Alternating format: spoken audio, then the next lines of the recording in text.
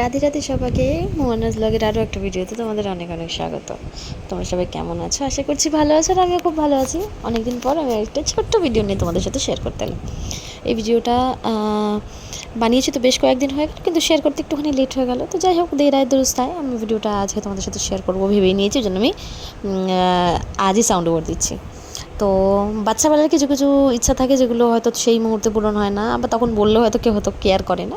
এটা হচ্ছে আমারও সেরকম একটা ইচ্ছার মধ্যে একটা, যে ইচ্ছাটা আমার ছোটোবেলা থেকে ভাবতাম আমার একটা পুতুলের পালকি থাকবে মাটি দিয়ে বানাবো। তখন একটা এরকম একটা ফ্যান্টাসি ওয়ার্ল্ড একটা অন্যরকম কাজ করতো। তো যাই হোক, তখন সেটা তো ইনকমপ্লিট থেকেই গেছিলো। তারপরে পড়াশোনা যখন করতাম তখন আর এইসবের দিকে আমার যাওয়ার সেরকমভাবে সময় হয়নি। তো এখন বিয়ে থা হয়ে গেলে কী হবে, মানে যতই বিয়ে হয়ে যাক আমার কাছে তো অফুরন্ত সময়, সারাটা দিন তো আমি একাই বসে থাকি।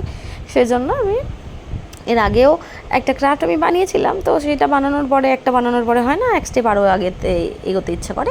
তো সেরকমই ওই ক্রাফটটা বানানোর পরে তারপরে মনে হলো যে চলো আরও সব পেপার্স রয়েছে, সেগুলোতে আমি একটা পালকি বানানো যাক, এটা ভেবেই চলে বলে এরকমভাবে বানাতে শুরু করে দিয়েছি।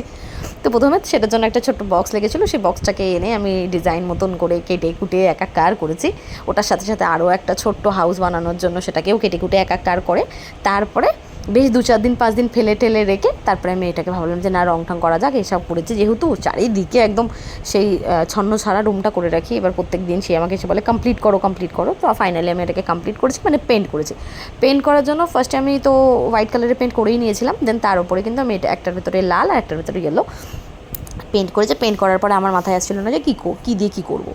এবার এখন এখানে আমি তো কোথাও যাইও না যে যেসব দিয়ে সাজানো জিনিস কিনে আনা যাবে। তো আমাকে এটাও ভাবতে লাগে যে আমার কাছে যা জিনিস আছে সেই সব জিনিস দিয়েই আমাকে কিছু না কিছু একটা করতে হবে ব্যবস্থা।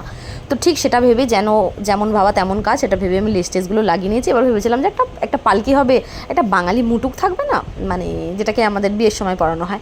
তো আমি অনেক রকমভাবে চেষ্টা করেছিলাম জানো তো, কিন্তু বিশ্বাস করো আমি সেটাতে সাকসেস হয়নি।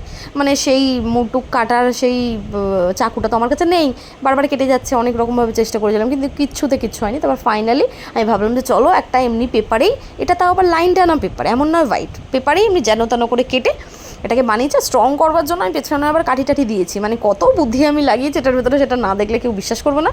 তো যাই হোক, ওই সব করার পরে ভেবে রেখেছিলাম যে এটা আপাতত রাখি, পরে ওপরে অ্যাটাচ করবো। এবার এটাকে আরও 2-4 বার রঙ করবো। সেই কাগজটা তো অনেক পাতলা, তার ভেতরে ফার্স্টে আমি দিয়েছি গ্লু মানে ফেভিকল, যাতে ওটা একটু স্ট্রং হয়। দেন তারপরে ওটাকে ব্যবস্থা করেছি।